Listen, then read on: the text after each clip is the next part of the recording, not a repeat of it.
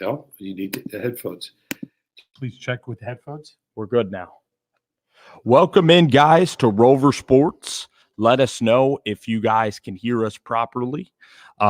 This is Bruce the Sports Doc here, and I am Spencer G. And welcome in to Rover Sports. Welcome in tonight. We're here in our new Philly studio. We have David Longhorn Ulak joining the stream, and we are going to be talking everything NFL, free agents, quarterback carousel, and we're going to be your anecdote to the coronavirus because we're going to be entertaining you and taking you away from the boredom of your day, which I know has been considerable so far.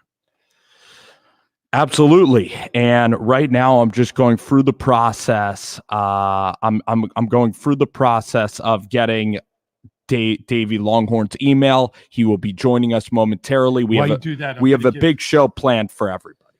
Okay, I'm giving everybody, as I said, this is going to be fun, but I want to give you a coronavirus update.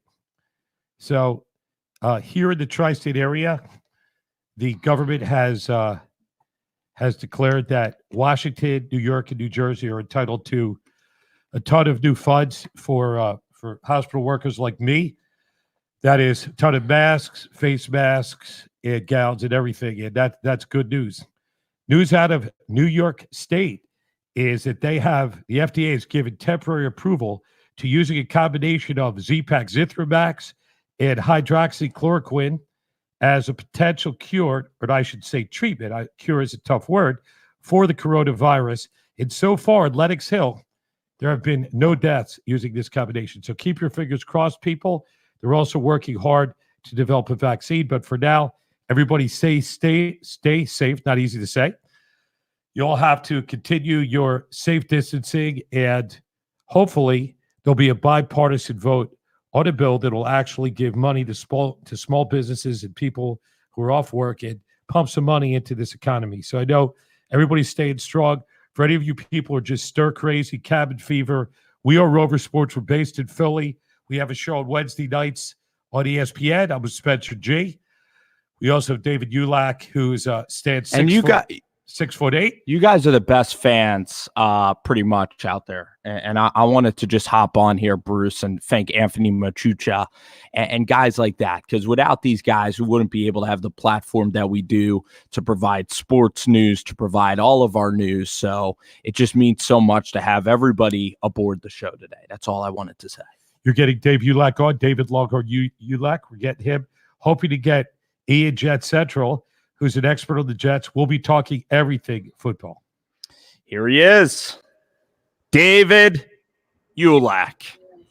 As we have to adjust our screen here because we're split in half. Ulak, you got me. Are you guys in Vegas? Looks like we are. You have to adjust the screen so we're actually on there. You got to adjust it. You don't need that much of me. I'm not that good looking. There we go. We got. This is a 6'8" guy who looks like mini me. I am not an animal. You got to do better than that. Can you elongate him? Elongate him. That looks a little bit better, right? That looks a little bit better. There we go. Well, what's the backdrop there? It's a green screen. It is Vegas. Nothing screen. It is a green screen. Today we decided to upgrade, put a couple K into the studio. I wish I was in the backdrop. Yeah, you are. That'd be nice. You'd be at the tables. You'd be putting some coin down. You know what, Longhorns? We're phasing you out here, basically. That's kind of our message. We're upping our technology, and while you're staying status quo, we might just leave you eventually. Yeah, that's what happens. People get left in the 20th century or whatever you want, 19th century.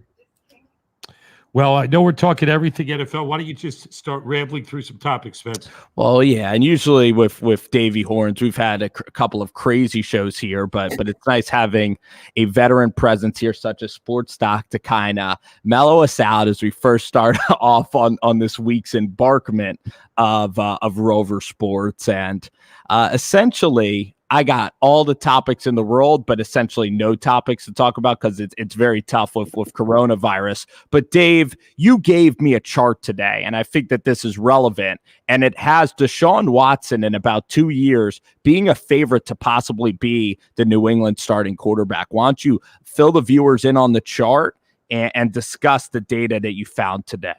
Let me pull the chart up here real quick, Spencer. Basically, this chart is a betting website, Bovada.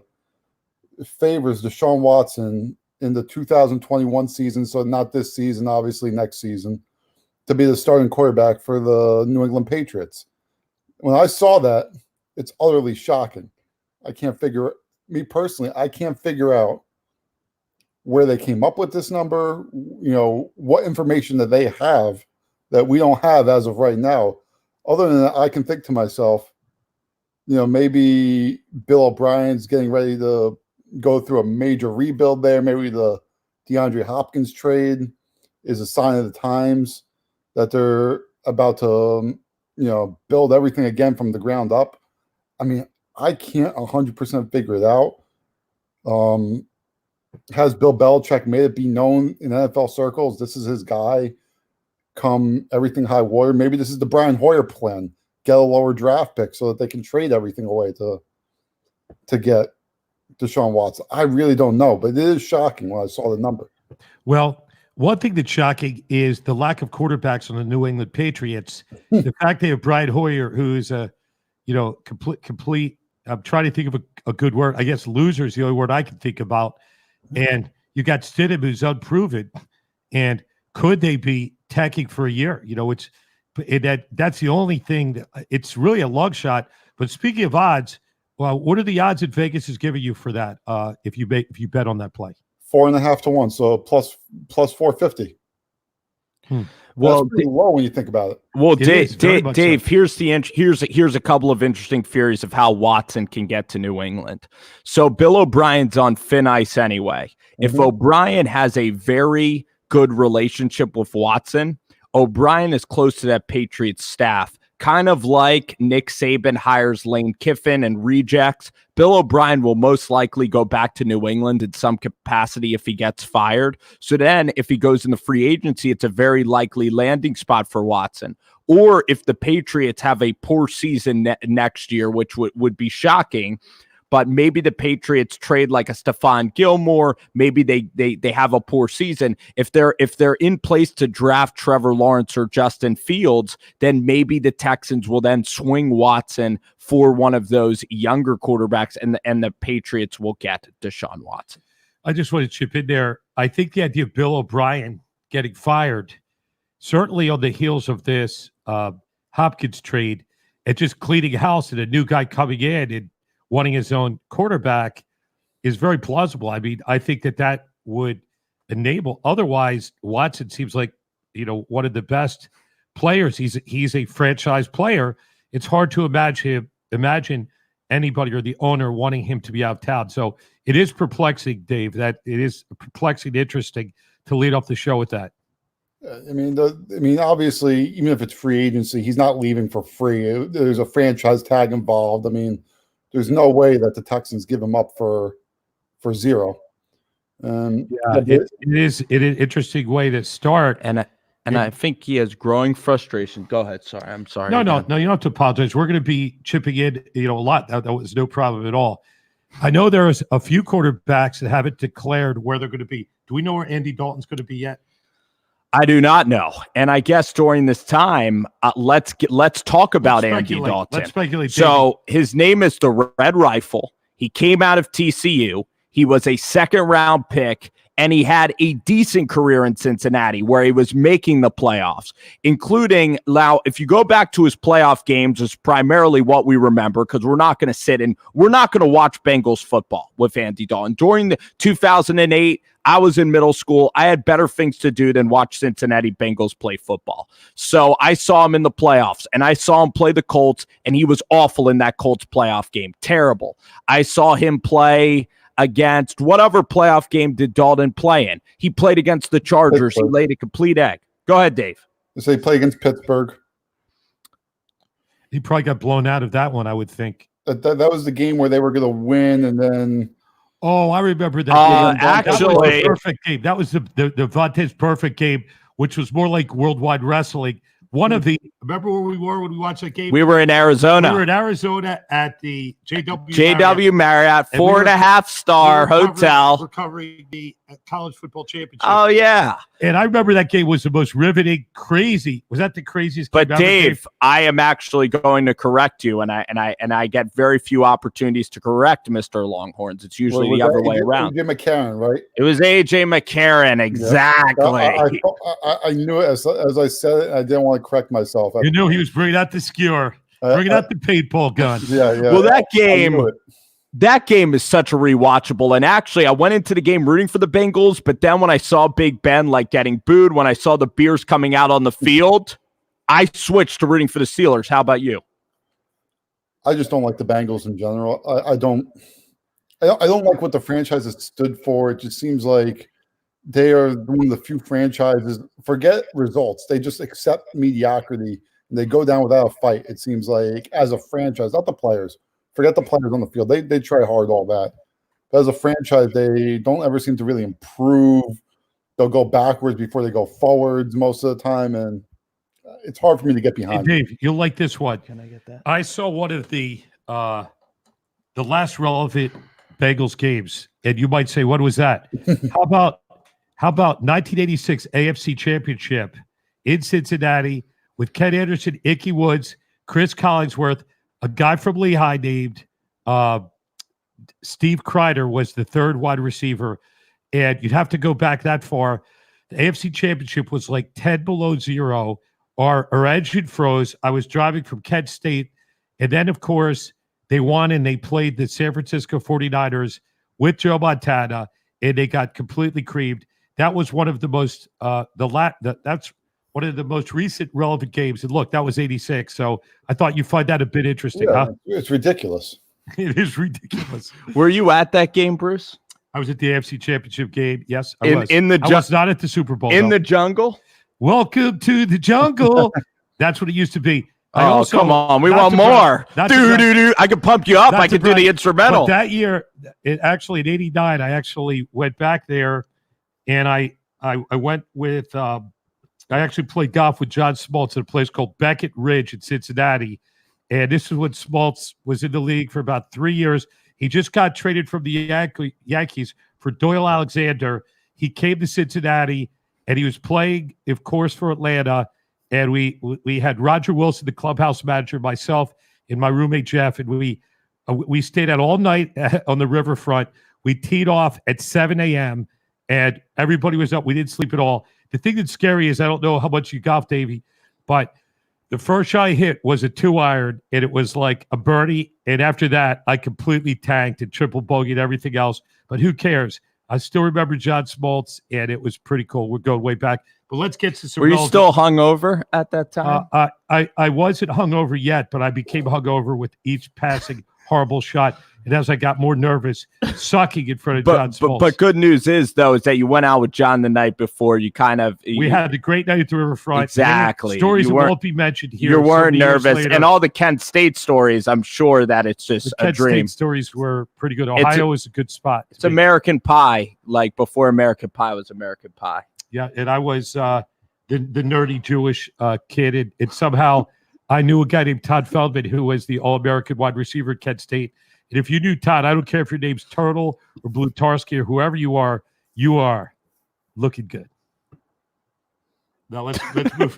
Sorry, didn't mean to create that's great. silence. Longhorns is stunned. There's a lot of things going on. He's like Zach Galifianakis going down the escalator in The Hangover. Got all those numbers running through your head, just imagining that golf round. But it's great. It's great. So, you know what? Basically, so Andy Dalton's a guy from Texas. I'm just going to be very generic here because I'm going to be very generic with this comment. I'm not going to. Andy Dalton doesn't have a pulse for winning. Andy Dalton can't elevate his teammates. He's bland. He's boring as heck, and he doesn't do anything exciting. I mean, if Andy Dalton had the personality of Jay Cutler, if Andy Dalton was willing to run for a first down, Andy Dalton would, to me, he doesn't push the ball down the field. He doesn't make things happen. And now with the Bear spot being taken up, I think Andy Dalton's going to be a career backup. So I think he's going to go anywhere now, possibly. Maybe the Cardinals. I don't know. What do you think, Dave?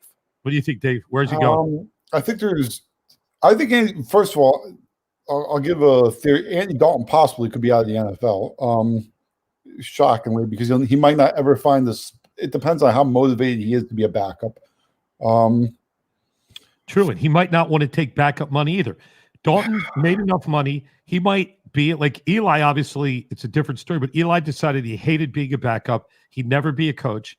Maybe Andy says, "I don't want to be a backup. It's time to hang up the cleats." Retirement. I'm looking at a couple teams. Okay, there's a couple teams that the Packers stand out as a backup because they have no backup quarterback. The Chargers potentially, but that's Tyrod Taylor's there. It's hard for me to see. The only other landing spot is Tampa Bay as Brady's backup. I really don't see him going to New England. I actually think, Dave, that's a great. If I were advising Dalton, yep, this is what you do, Dave. You get in there with Arians. Arians is if I had to play for a coach in the NFL, and this would be a great topic that we can have a draft on. If I had to play for any coach in the NFL, just another one of our drafts. In fact, we could almost do this exercise right here. Arians would be in my top 5 of guys I'd want to just drink whiskey with, hang out, go on the boat, sling it around in Tampa, Florida. And Andy Dalton, you can learn from Tom Brady. And if Arians trusts you, could Andy Dalton possibly turn into another Bengals quarterback, Carson Palmer, after Brady retires? That's a perfect spot for Dalton to not only learn from Tom Brady, have a very stimulating. It's a very stimulating life in Tampa, Florida. It's great to live there. And Tom Brady, learning from him, telling your grandkids stories about Brady and Arians, that would be an elite backup job to me, Bruce. I agree, and I'll take it a step further. Everybody in the league respects Bruce Arians. He's one of the godfathers of the league. Excuse me. Sorry. Oh no, turpentine. Uh-oh. Oh my goodness. Did I get corona by some? You know why it was not corona? Why? It was a wet cough. But I'm back. I had to think quickly there. I had to recover quickly from that. But as I said, I had to recover quicker. Andy Dalton could be a good soldier, not make waves, which I don't think he will. He could certainly be recommended for a franchise as a backup, and he could come in with an injury. And I think that is a reasonable spot. A lot of his other places are dead, but I think being in Tampa Bay would be electric, a lot of fun, good weather, Clearwater Beach. I could think of a lot of worse places to be, right? And being a backup quarterback, Dave, you talked about it. It's one of the most fun gigs you could probably have. It's one of the easiest. If you find the right situation, it's a good gig. You want to talk about yesterday? Dave talked about yesterday. I'm not going to steal your thunder, but talk about Luke Falk a little bit on the show. Luke Falk is a perfect example of backup quarterbacks that everyone says they want to play, right? Everyone wants to get in the game and things like that. But Luke Falk was the perfect example of a guy when he got with the Jets, probably wasn't expecting to be thrown into the fire the way he was. Now, you say, where am I going with this? You got the sample size of Luke Falk in the 4 or 5 games or whatever, however many games Darnold had mono. Luke Falk will never play another down and probably is going to struggle to even get on a training camp squad ever again. But if he had never done that, if Darnold doesn't get hurt, Trevor Siemian doesn't get hurt, Luke Falk is floating in the NFL for the next 5 to 6 years, collecting his practice squad to backup salary, whatever that may be. But now he gets completely exposed, and everyone knows what he is. He's terrible. I think that's like Nate Peterman with that showing in Buffalo with the 6 interceptions. Yeah. If you never saw him in a game, he looks like an NFL quarterback. He's the right height, decent arm strength. But when you see him just choke like a dog, and again, when you saw Luke Falk, who was utterly unprepared for that his stock will fall, and he likely will be just a hanger-on, and he might be out of the league. And I think that's a great analogy. Yep. Brian Wilson and Anthony talking about Sam Darnold possibly and his future here on the show. We have Patrick Renee on the show. But I think that if you're like a Kyle Allen, if you survive early as a rookie, a Bruce Gradkowski, a Charlie Batch, if you come in there and David and I were talking, Bruce, if you have like 2 good games as a backup quarterback, like almost like Nate Sudfeld didn't do that, but Trent Edwards maybe had like a couple of good games. If you do that, then you're like an AJ McCarron. Then you'll hang around maybe forever in the league, like Chase Daniel. That's true. Chase Daniel, interestingly, when he was, Phil, you probably saw him, he was probably not that you're judging preseason, the worst I'd ever seen. He basically got sacked every time. He couldn't see over either line, but yet he came in for the Bears and played admirably and made probably another $10 million. So I think Chase Daniel is a good example, Spence. I mean, a high leverage example of this one would be a guy whose career could have gone either way when he got thrown to the fire. Now, he was expected to be good was Teddy Bridgewater. If he came in and was bad when he came in this year with the Saints, you're talking about a guy who might not even be a backup anymore. It's like, okay, we're done with him. Boom, boom. Yeah. You're right. And the thing about Bridgewater is, I'm just going to sports medicine for a moment. He had a terrible injury. He had a dislocated knee. He had a ruptured patella. He was out for 2 years. There is basically no connection between his femur and his fibula and tibula. And it was just a terrible injury, often a career-ending injury. The fact that he came back, number one, he didn't make any waves. He came back and played tremendously well, I thought, in New Orleans. He was able to salvage his career and also prove his durability. And so I agree that that's a good example. Dave, we have a question here from Everyday Flash, and guys, keep the questions coming. I'll try to get to you guys throughout the show. He says, where's Clowney going to end up? Is it going to be a 3-year deal? And how much money is it going to make per season? For everything you're reading, Clowney might be a 1-year deal right now because there's like very little market for him. I mean, Spencer, you kind of alluded to during the season. I really didn't believe it. I mean, he really is kind of like this guy who has these big flashes of 1 or 2 games where he's the best player. When he plays good, he might be the best defensive player in the NFL, but then he just literally shuts down for games on end. I mean, interestingly, he was touted as a guy who'd be a great pass rusher, but I think his strength really has been a really good tackler. He really stuffs up the middle. And for a guy who really isn't very bulky, he's kind of a tall, thin kind of a guy. I think he's a gamer. I don't think he quits on plays, but in certain games he becomes less relevant. But I know you guys you both follow. It's clear you're a Giants fan, and Spencer, I'd say, straddles here in Philly. He straddles the Eagles, but he knows a lot about the Giants. I know there's a lot of Giants fans who'd like to see Clowney in a Giants uniform. Yeah. What do you guys think about that? I just don't think that with the money allocated now and the Giants got Deion Lewis, I don't think they really want Clowney. There's some kind of baggage there with Clowney and him and his team. I don't like how he's gone about this free agency, like expecting to be the highest paid guy. And I mean, his dislike for the Eagles is certainly appealing, like from the Giants' perspective. It would be like a very good rivalry selection. And I think Clowney is also tremendous and he wins you games. But if he's gonna be there for like 18 mil a season, actually 18 mil would probably be the best deal that you could get, maybe the minimum. I think he wanted like in the 20s. I mean, Dave, I just think that's why he's still not signed. I think that his agent, the Giants can't afford him, but I think he's making I think he's going to make 17 mil though, wherever he goes, 17 mil a pop, maybe Tennessee. I think 17 mil, but I think you give him a 1 year tryout, boom or bust for a year, and you're going to get all you can get from him. It's effort dependent, but I don't see him he's not going to hit 20. I don't think anybody's there's a lot worse players that are getting, like Dante Fowler getting signed for, 17 million for 3 years. This guy Clowney, I think he's only 27 years old.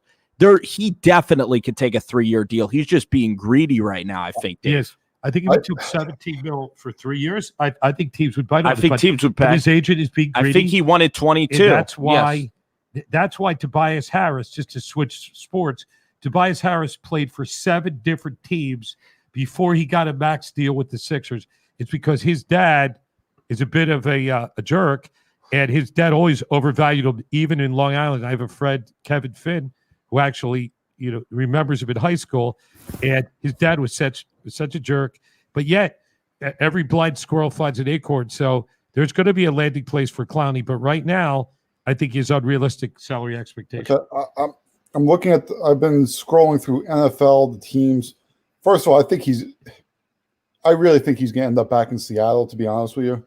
I think if you start looking at it logically, Seattle looks like a place. They have the money. They need the pass rusher.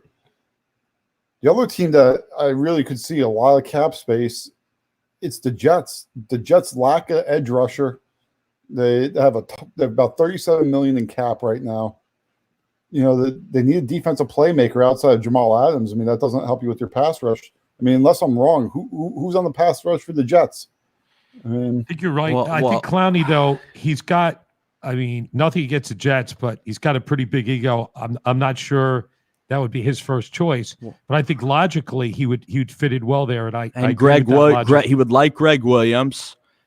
Dave, he'd like Quillen, right? I think Quinnen, Quinnen. Dave actually was was actually delivered food one time. Hugh, is he as crazy? Is he as funny as we think he would be?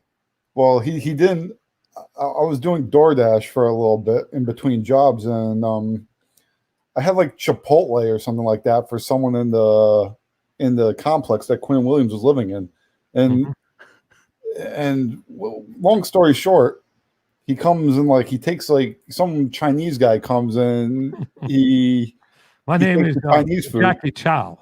Yeah, he takes the Chinese food, and then he finds out that he goes, "Oh shoot, wait, you're DoorDash, right?" He goes, "Are you Chipotle?" I'm like, "Yeah." So I give him the food. So he's like, "Shoot, I just took someone's Chinese food. I forgot what I ordered." So was that Q who did that? Quint Williams had no idea what he had ordered. He just saw the food and was grabbing. When you see food, he's like Fred Flintstone. If you just put food in front of him, he's taking it. And this guy comes down as I'm coming in. He's a funny guy from Alabama. He was playing Madden. G-Man 409 says you're not taking questions. Well, we covered the Clowney question. The Diggs trade is a question. We can't cover every question because for the sake of conversation, we want to be able to kind of have a flow a little bit with conversation. But we will certainly. What's your question, G-Man? And does he have one up there? Other than how's it going, fellas? Well, we don't want to roast a good buddy or a good listener. No. If you have a good one, Yeah. But the thing is, when you're trying when we're trying to do a show, and I don't want to come across like a jerk here, but sometimes when we're telling stories, we got to have flow. And Quinnen Williams, though, I want to talk about Quinnen Williams. What the heck is going on with the New York Jets? Because Quinnen Williams here was a guy that was slated as a can't-miss prospect. 0 people said that the Jets picked Quinnen Williams too high at number 3. Now, I know that he had injury concerns. He was working out with Leonard Williams. The fit should have been fine in Greg Williams' system. And I don't understand why Quinnen Williams could not shed tackles and get to the quarterback. We watched Alabama play. You're an Alabama fan, along with being a Longhorn guy. I don't understand why Quinnen is it maybe the guy seems like a nice kid. Yeah, he might be kind of funny, or he might say, certain things, Quinnen Williams, that he's just goofy. He definitely is goofy, but he seems endearing, even when you delivered him the food. Remember the comment about how he wants to sack Tom Brady and stuff, Davey, and that great quote he had? The only thing I can think of with Quinnen Williams, one, he's a rookie, and sometimes, interior defensive lineman, it takes them a little bit longer. I would say too. I think in college, he was so much bigger and stronger than everybody. He didn't really need to develop finesse or moves. I think he's got to learn some moves. He also was hurt, and when you're a guy that big, you start off behind the 8 ball, hurt, kind of hamstring pulls, like calf strains, like a lot of nagging soft tissue injuries. I think most of the first year, it was kind of a waste, but Bruce, I expect him to come back strong. I think he's going to be good in the second year. Bruce, I want to ask you you can kind of go in a conspiracy of ways here. Okay. The Jets GM last year was a guy named Mike McCagnon. He signed Le'Veon Bell. Le'Veon Bell throughout the season, Bruce, publicly was against Adam Gase. And Adam Gase didn't visit that guy who was injured. Adam Gase, known as a jerk amongst players. Le'Veon Bell has hated Gase. He's very outspoken on social media. And it seems like Bell isn't the easiest guy to get along with anyway, because he could have stayed in Pittsburgh. Okay. Do you believe that the old GM brought Le'Veon Bell in and that Joe Douglas and Gase don't even like the guy? Do you think that Le'Veon Bell's long for New York? Is it Bell's fault? Is Adam Gase just kind of a prickly coach? What the heck is going on with that relationship? It seems like an awful relationship. Well, I know Le'Veon Bell, he held out of Pittsburgh. He went to New York, and I'm sure his agent, everybody around him told him he had to be quiet. He didn't want to pull a minor version of Antonio Brown. So who knows? He didn't shine last year. He was okay. He was average, had some decent games, but I think he needs to prove himself. He can't be. I think he's trapped in New York, and he's got to put a fake smile on. So I don't think you could really read the situation. People we know, like Brian Baldinger, we can say, it tells us that Adam Gase is a great guy. He's a real football guy. Like, you'd really like to hang out with him. But his outward persona is kind of salty. His press conferences are dry. Maybe he's been watching too much Bill Belichick. But people who hang around him, even like a Jay Cutler, it seems like a starchy character, people who know him really like him. So I just think we'd be speculating. I think we'd be speculating about the relationship there, honestly.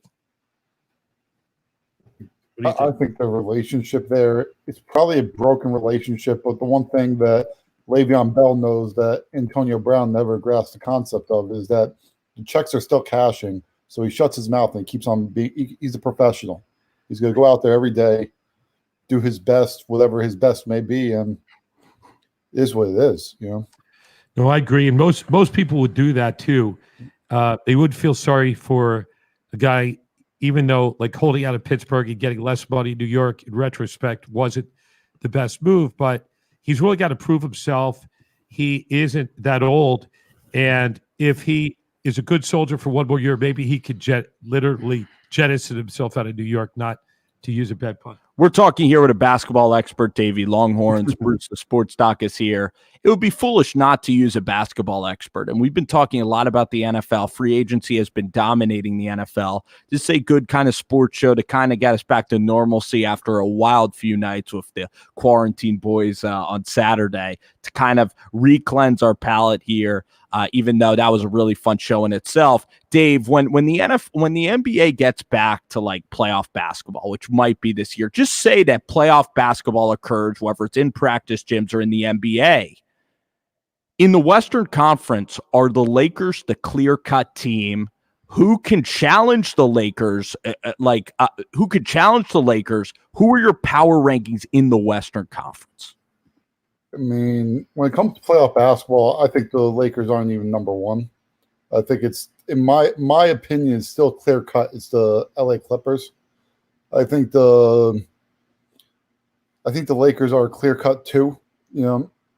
The Clippers to me just have the most complete team in all of the NBA right now. You have what, in my opinion, I know this ruffles a lot of feathers a lot of times. Kawhi Leonard is the best player in the NBA when it comes down to one game, winning a game. I'm not talking about doing the most things in the regular season, distributing to what LeBron does or what Giannis does. But when the game kind of slows down just a little bit, like Spencer will always say, the game will slow down a little bit in the playoffs, just a little bit.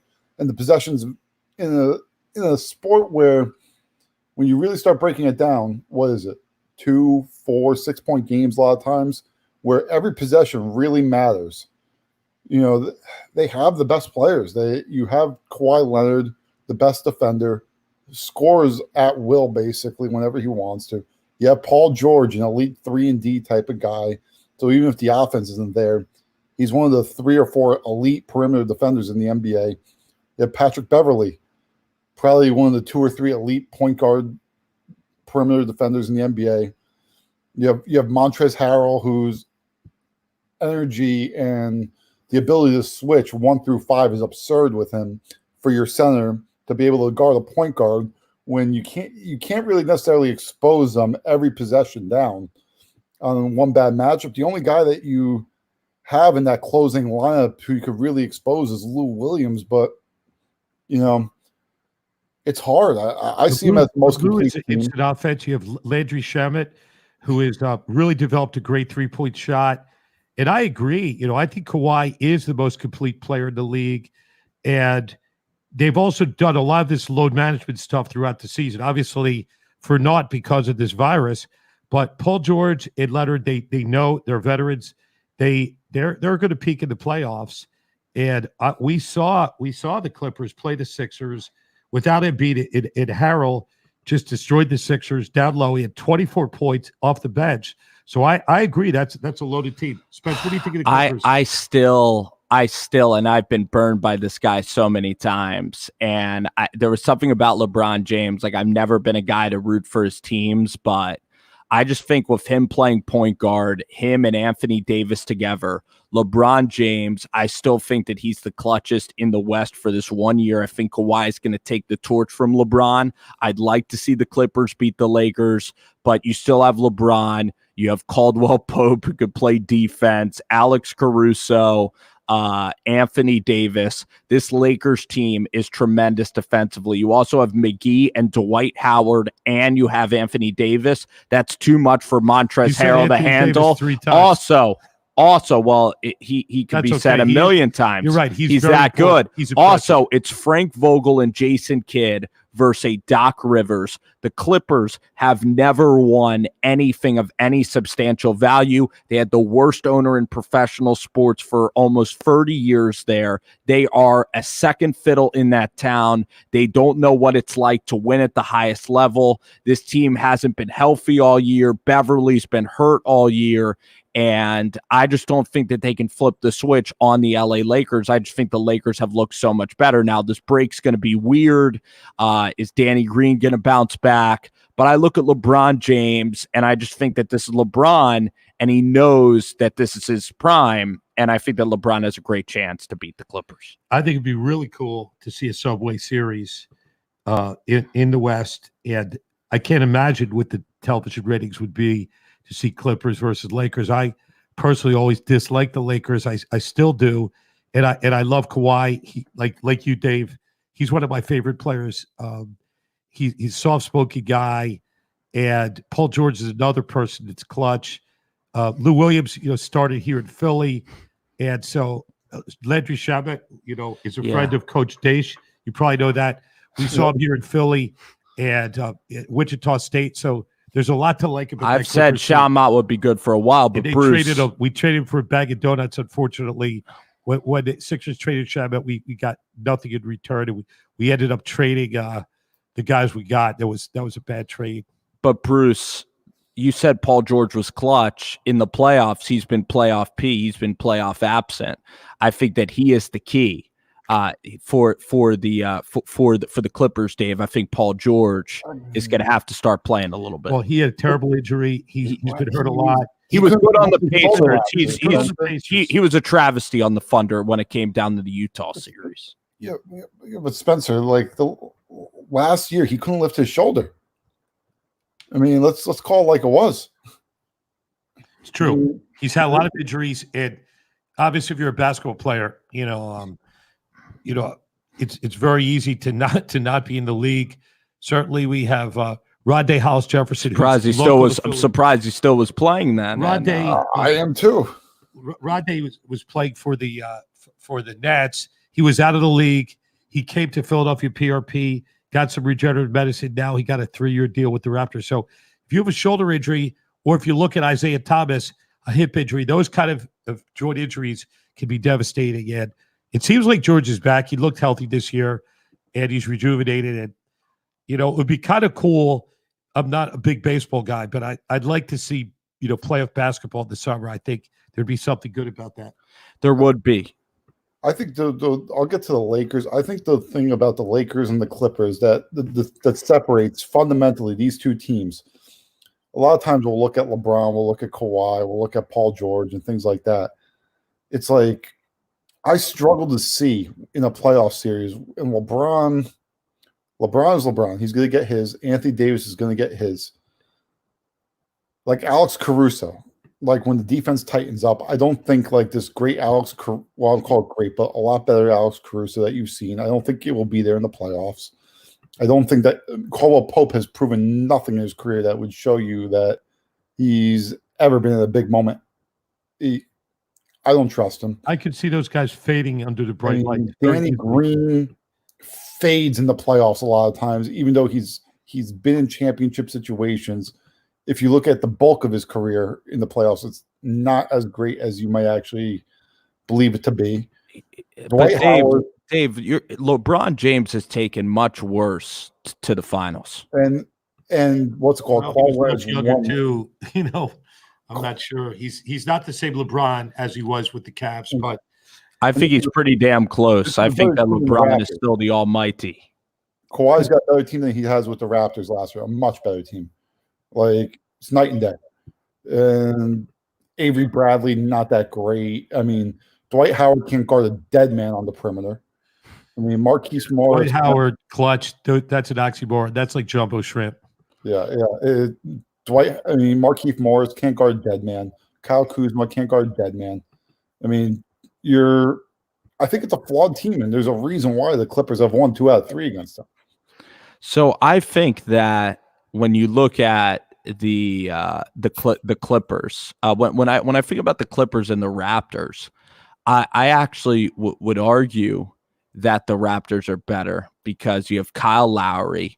Pascal Siakam is a freak. You had Gasol and Serge Ibaka. These are playoff guys. The Clippers have Markieff Morris. Their bench is very, very thin. Marcus Morris. Whatever. One of them. It's not So you have such a thin bench.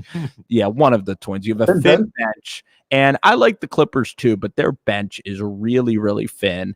You have AD and LeBron. Spencer, are you on cocaine? I'm not actually, and I wouldn't want to admit that in front of this guy. I'm joking with you, but like their bench is not thin. Reggie Jackson, Lou Williams, Landry Shamet, Montrezl Harrell, Jermichael McGee, Magruder are not a thin bench. Magruder. All right, I've never heard of those guys, but we'll see. The bench gets slimmed down to about 7. Their bench is much deeper than much deeper than what's it called, the Lakers. Let's rapid fire some questions here, and then we'll maybe get to the Eastern Conference. We have nothing but time. This is what I love about the quarantine is that, and that almost sounds like an oxymoron. It's like being in prison. You got nothing but time. You're just chopping big rocks into small rocks. I got nothing but time, but I'm like that guy in The Longest Yard playing ping pong with myself, hitting the ball off the rack just over and over again. But it gives me time just to contemplate, to lay out these long podcasts, and people are available. It's a pretty long question for a quick hit. I'm sorry. Has the 49ers found a replacement for Sanders yet? Everyday Flash asks, or are they waiting for the wide receiver heavy draft? You're up, Dave. I'm up. I think actually Tyler the other day. I think they're gonna hit the. I think they're planning on a wide receiver at 13. I mean, I think though, wide receiver but they just gave away Buckner. If Brown's available, that's the perfect fit. I think if they could get Derek Brown to replace DeForest Buckner, they already have Deebo Samuel, Jalen Hurd, Kendrick Bourne. They're good on wide receivers. You have George Kittle. You could get someone in the third round, maybe Jalen Reagor from TCU, maybe Denzel Mims. You don't need to go round one. Round one, you replace the defensive tackle. That's what they're going to do. They're going to trade up and get Derek Brown. That's what I see, Bruce. They could. I mean, they definitely could. I don't see them trading up. I could be wrong. My good friend Tavi Mizrahi, thank you for coming into the show. Thank you. Is there a question? Who said G-Men? Oh, G-Men. G-Men has a question. Or fine, we'll talk about the Giants. All right, I like that. I like talking about Joe Judge. I love talking Giants football. Bruce, I know you love everything Giants football. I don't dislike them. They're probably my second favorite team in the division. Because I hate the Cowboys and the Redskins, and somebody in my family is a big Giants fan, so I kind of they'll never be the Eagles for me. But they're my second favorite team. And you actually have Pittsburghian roots. I mean, you have Pittsburgh. But I've never roots. liked, even though both my parents went to Pitt, Pittsburgh was always the cross-state rival. And I remember all those 4 Super Bowl teams. I've not been a Steelers fan. I respect the team, but I've never liked them. Bruce, do you like the idea of a 9-7 team getting into the playoffs with the 7-game format? Because the Giants were able to win their Super Bowls that way. They beat the 18-0 Patriots that way. I have a soft spot for the way that that's done. I do like parity to a certain degree, but you don't want to devalue the season. 17 games, 7 playoffs teams from each division. That means that 3 wild cards are going to get in. You could have 4 teams in the division get into a playoff. How can you break that down for the listeners for 2021? What are the positives and negatives in your opinion? Well, the positive of a 17-game regular season is one less preseason game. There's nothing worse than preseason or exhibition. Nobody goes to the games. If you're a season ticket holder, you pay full value. If you're an owner, it's not good either. You don't have television revenues. You don't sell concessions. Nobody plays anymore. Everybody is afraid of getting hurt. I don't like the idea of an extra regular season game because people are going to get hurt, although it'll be fun for the fan. My fear is that it just keeps going on and on. Like in hockey, every team makes the playoffs. I don't like it. It devalues a playoff spot. But hopefully, if they could stop at 17 and just one more wild card, I guess I'm okay with it. That would be my analysis. Your thoughts? Dave, what do you think about that? I'm not a huge fan of it. Spencer actually and me got into an argument about a separate sport, about baseball, and he was telling me how much he wanted more playoff teams and all this stuff. And then, a week later, it sends me a text message about when the NFL comes. I hate this. I don't want this. I don't want this. I said, well, it's the same thing in baseball. No, because he actually cares about football. And that's the same thing he said to me. That's exactly the difference there, Dave. Yeah, so I said the same thing, Spencer. He goes, I want baseball to be anarchy. Okay, I want steroids coming back. I want 5 innings of baseball. McGuire and Sosa coming back again on roids, age 50. Yes, I want it to be wrestling, honestly. The thing about me, it's like playoffs. Like I get Spencer with the 9-7 Giants, but I get that. I get that argument, but it's like at some point, are we devaluing the regular season too much? And I think you can argue, yes, the NFL is perfect. If something's perfect, don't change it just for the sake of putting revenue dollars in the owners' pockets. They're already billionaires. Brian Wilson says Jake Dolegala. Dave, do you know Jake Dolegala? Just guess. Do you know? No, I do not. He's a quarterback. He was for the Bengals. He's 6'6". He was out of a small school in New York, Jake Dolegala. And that's how Brian Wilson knows me. He might be from Cincinnati. And I'm really excited about this NFL draft. I thought you said you would be excited about Jake Dolegala, at which point your nose would start growing. I could pick out of a lineup if they put a gun to my head. But I was excited about, and that's kind of gruesome. But colorful. But yes, colorful. We're going to get a tiny bit more colorful as we go along throughout the night. Burning the Midnight Oil, 3-hour show. We're only an hour one of the show. We're only 4 minutes from midnight here in the East. Only another 70 days of court. No. Well, actually, Mother, she told me that I need to wake up by 2 p.m. tomorrow for the walk. Terrible. Your mother is a slave driver. You'll be up by 2. We're walking 4 miles tomorrow. What did you just say? I'm not gonna. You missed it. I missed that comment. That one right over your head.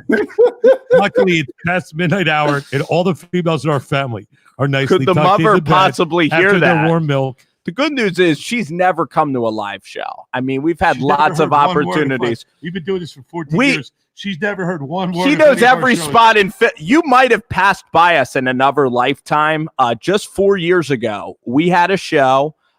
It was us. It was a guy named Joe Kraus, and Joe Kraus was kind of our godfather for radio. He had the Kango hat like Bruce Arians. We had a show every week, and it was in McFadden's actually at Philly Stadium. We had a live show at remember the Holiday Inn used to be by Citizens Bank, Dave? Yeah, I know exactly what you're talking about. Yep. Yeah, we had a live show there. It's pretty cool. Right before the Phillies game. I never stepped in there. We were just like we were like Flight of the Conchords. Like we were in the corner, the quietest corner of the bar, but I did overpay tremendously for that remote, but it was cool. But Krause, he taught us about radio. He really did. And people were just eating their meals, Dave, and they were barely acknowledging us, and we were posted up against the corner. They welcome into Rover Sports, and we were loud on the live speaker. This is good. our name was Fans Interference, right? And we never understood why we could never get media credentials anywhere, but we finally found out is because we have the name Fans, is our first name. So they thought that we were not real radio people, so we never got credentials. Then we changed our name to Rover Sports, and guess what happened? We still don't get credentials. Well, Dave, the thing I was telling, long story short, is that she never made it out to a live stream ever. So she just didn't care. I mean, even if this was on Fox She Sports, might have cared, but in a very subconscious way. Yes. No, she didn't care. She didn't care. You're right. She didn't care. You're right. She didn't care. She did not care. Oh, man, this is Rover Sports. Last night, Bruce, exhilarating game between Clay Travis and Lincoln Travis. A little cornhole toss. That's where we're at. It was so bad. Like, I was watching cornhole game between a father and a son, and I was like asleep. Like, it was better than Ambien. I was so asleep, and then I realized they were going to a second game, and I had to immediately bail. Did you see any of that second game? I did not. Let's do a little rapid fire, a little top five here, kind of to end the show. How about the NBA East? Yeah, we'll cover NBA East, and then I have a little draft for us. We should be about maybe 15 more minutes. It was a lot of fun. I'm gonna should you kick off the East? Should I maybe kick off the East? You kick off the East. I'm going to kick off one question for Dave. I'm kicking off a question. Okay. Oh, you're taking it right from me. I'm taking it right at you. You're not a doctor, but you play well on TV.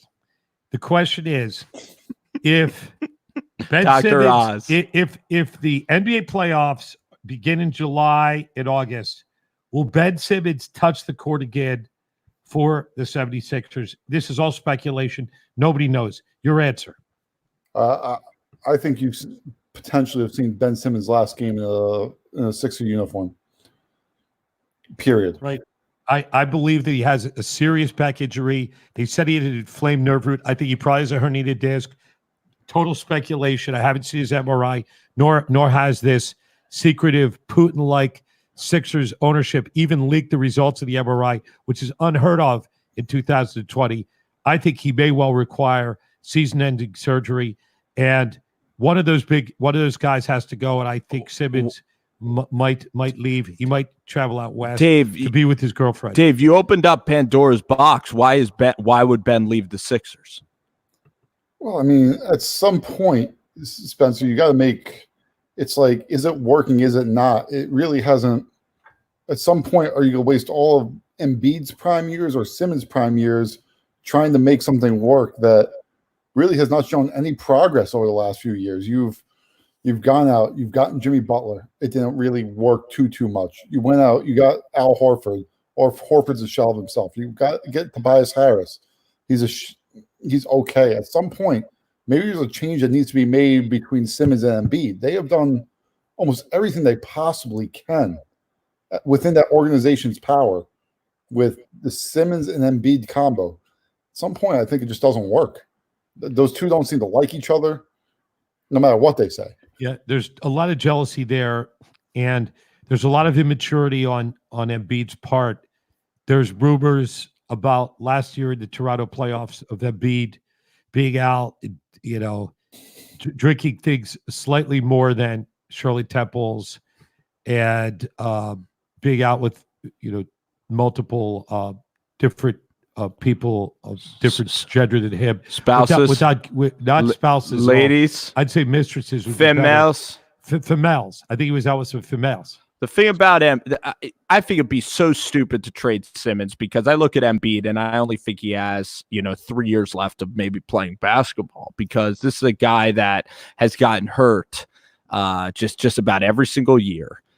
His only relevant, or his only real offensive skill, he's a good mid-range shooter, but he will never be like a polished big man, because you got to allow Embiid to have freedom. I don't think he can shoot the ball like Karl Anthony Towns. And if you have Simmons and Tobias Harris there, running the show with a little Shake Milton sprinkled in, Furkan Korkmaz coming off of actually Furkan's not that good of a defender, but I think you should go all the Ben Simmons route. You could trade Embiid to Miami. You could try to get Duncan Robinson or Hero, and you can have a team where you spread it out. You have Simmons, Al Horford, and you play spread it out basketball. And I believe Ben will be a good leader. He's very gifted dribbling the basketball, a very gifted defender. And again, the maddening thing is he refuses to shoot. I don't expect him to shoot 3-pointers, but a 5 to 8 foot jumper, you just expect him to do that. And he's very stubborn. I think it's a mixture of fear and being stubborn that he refuses to shoot. And Brett Brown, and again, I think Jimmy Butler exposed Brett Brown as a guy who's a carnival barker, a very nice guy, but a guy who has no leadership, no discipline at all. And I think Brett Brown is the root of the problem, but also agreeing that the Embiid Simmons experiment seems not to be You've working. seen Simmons shoot that floater. You've seen him shoot that floater before. Floater, I'm talking a 1 foot floater. That's about as long. Tony floater. Parker is very similar to Ben Simmons, and Really? and I think Tony Parker. I think that Tony Parker is a guy that can hit floaters. He's about 2 feet shorter. I think that Tony Parker at and the end of his Simmons. career, Derrick Rose never had a jump shot, okay? Even when he was winning MVPs, he had an awful jump shot at Memphis. So I'm just trying to get Dave worked You up got to here. think of a 7 foot point guard who won't shoot. There aren't any. But the point is, if you take away Simmons, your team is dead. Your team has nothing. Embiid will get hurt. He'll go out, he'll party, he'll complain, he'll continue to use the antics with the fan base. You'll be left with nothing, essentially. Well, I know there are problems with the beat. But Dave, if you trade Simmons, I mean, shoe. come on, man. Will be the next shoe to drop in Philly. That's I mean, Dave, we talked a lot of Sixers here. Let's talk about the rest of it. Let's talk about the Nets. Kenny Atkinson fired. Bucks? Kevin Durant. The Bucks. Let's ask you this. Ask me or him. You and Dave. I want to know: are the Bucks are they going to represent the East in the finals? Your thoughts? I mean, I'll let Dave go first. What do you think? I know Spencer's never a fan of the Bucks, but I think the numbers don't lie. If everybody is healthy, that means Giannis healthy, Middleton healthy, just basically relatively healthy coming in. Without a doubt, they're going to the finals. There's no team in this conference that can come close to matching up with them. I don't want to hear about the Heat. I don't want to hear about the Celtics.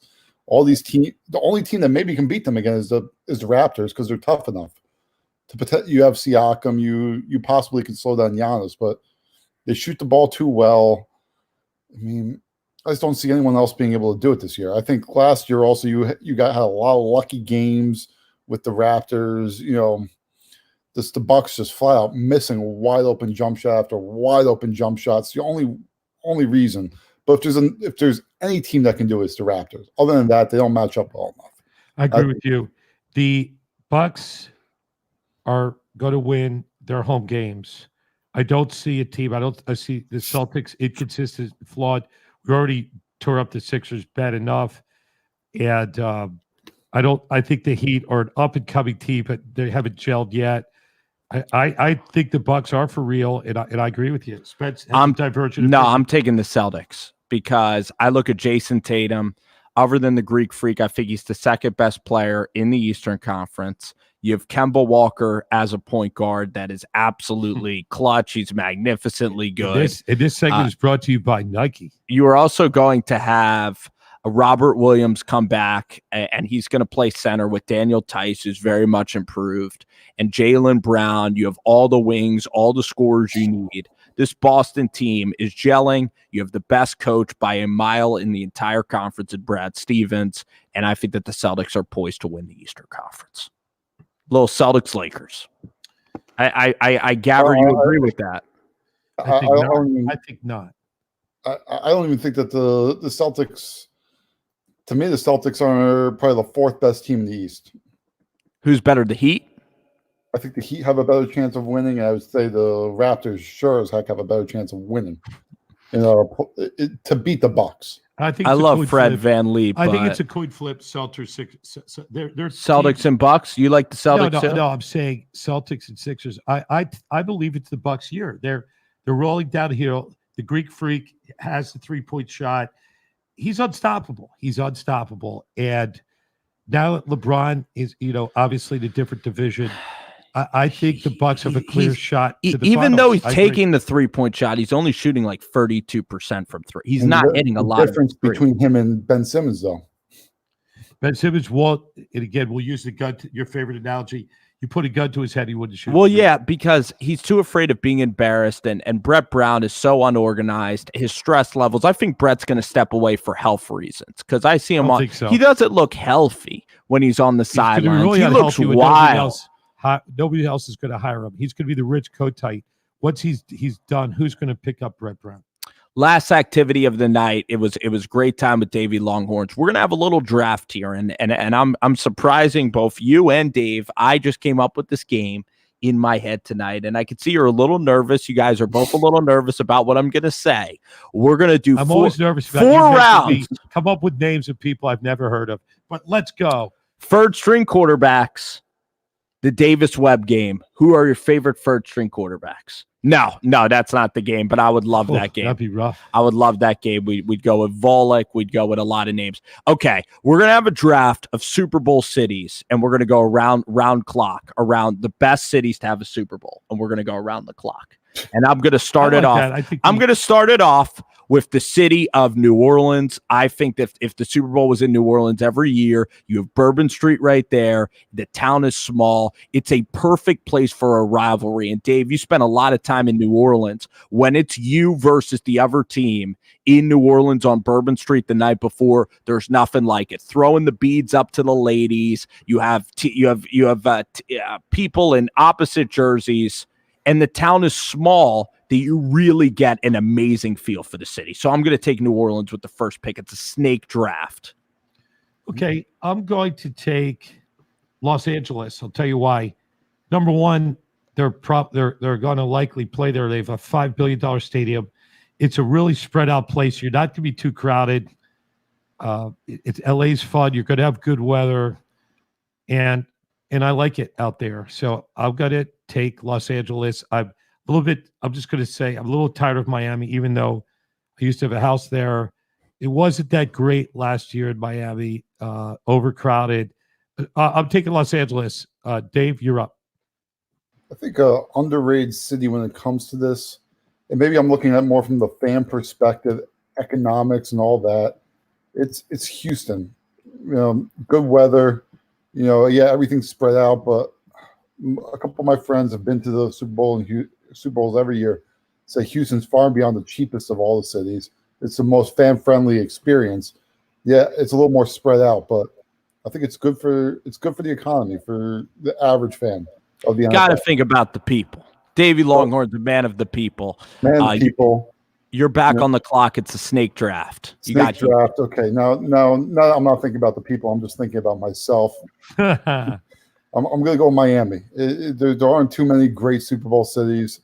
I mean, Miami, South Beach, beautiful weather.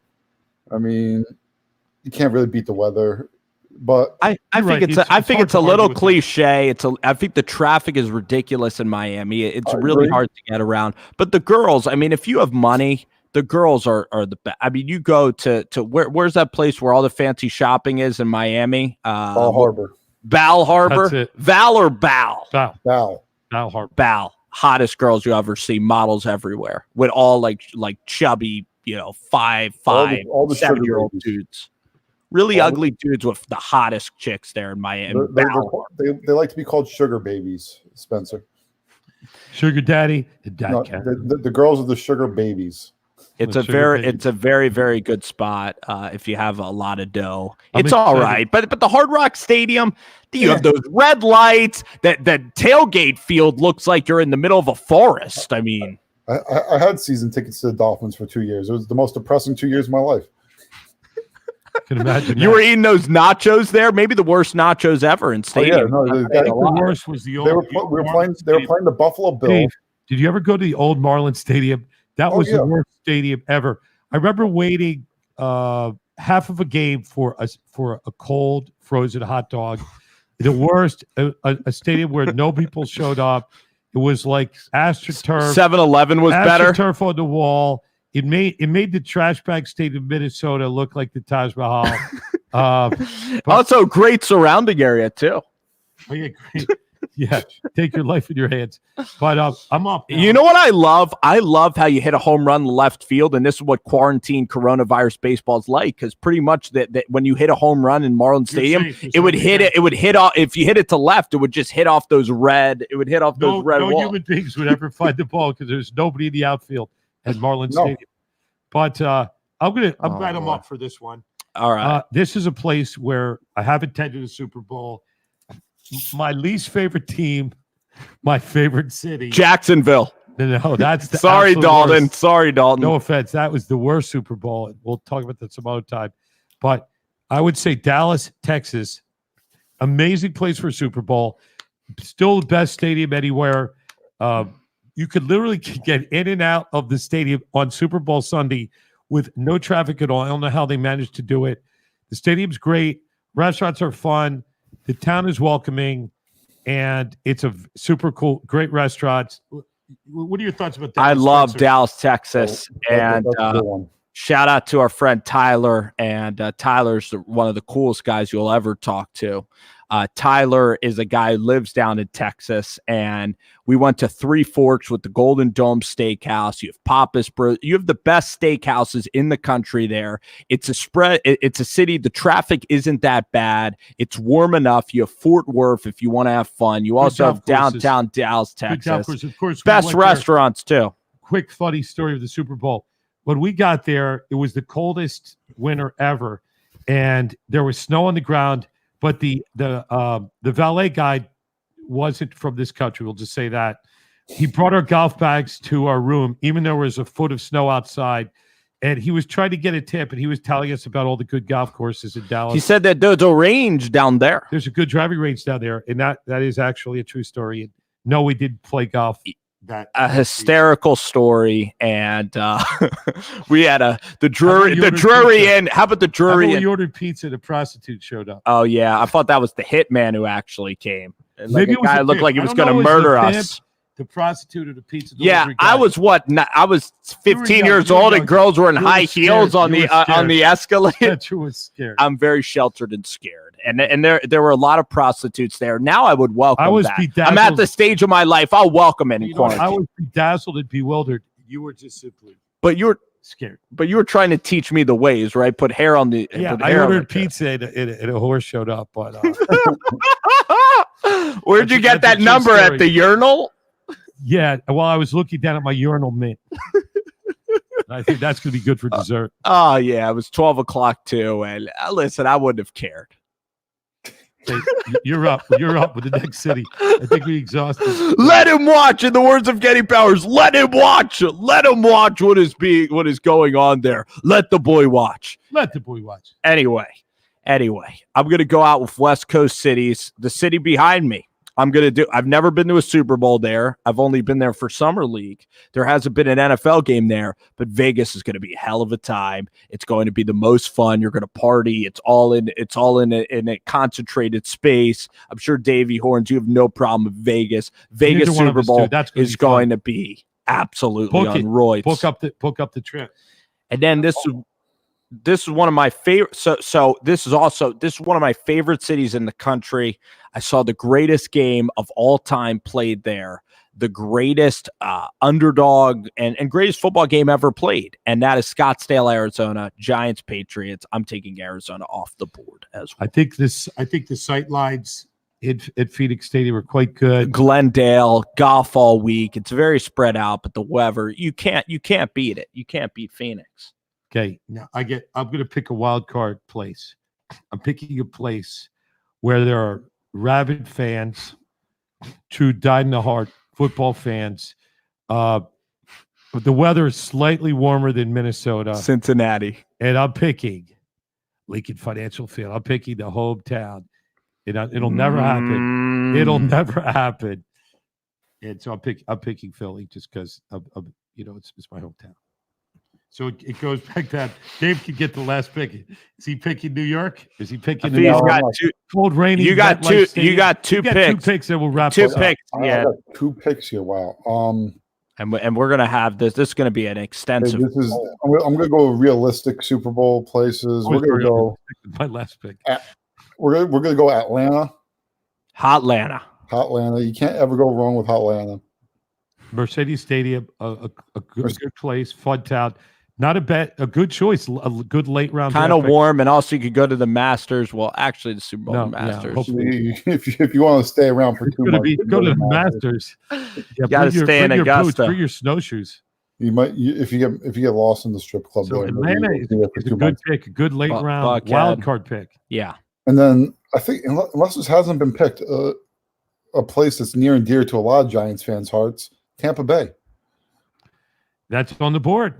Tampa Bay, is that Raymond James Stadium? Yeah, that was the Norwood game, right? Norwood, right where it's a fun town. You're near Clearwater Beach, affordable place. I like Tampa St. Pete. That's a good spot. Good golf courses, affordable, best grouper sandwiches. I think that's a good call. I think we should. Dave, isn't that crazy that Matt Gay missed a field goal kind of in the same vicinity as Scott Norwood, same place? Yeah, but he was a lot closer in. That was when Daniel Jones won. I cried. That almost gave me the thrill of a playoff victory. That one game. Yeah. But Bruce, we have to go quickly. We have to round out our. I don't know if I rounded out the 4. I didn't round out the 4 yet. 4 what? No, you didn't. You got to pick one more. One more city? I'm holding you hostage here. I know you want to get out. I know you're burning on oil right now. Okay. The coals are starting to roast. Let me think of a good one. Okay, there are not that many good ones left. A lot of bad ones. Okay, I'm going to pick a place that is equally ludicrous. I'm picking a great Antarctica. No, it's close. This is very close. Minnesota. I'm picking a city that I like. A very cold place with great fans. You're gonna take mine. I'm picking Kansas City Arrowhead Stadium, the last place in the world.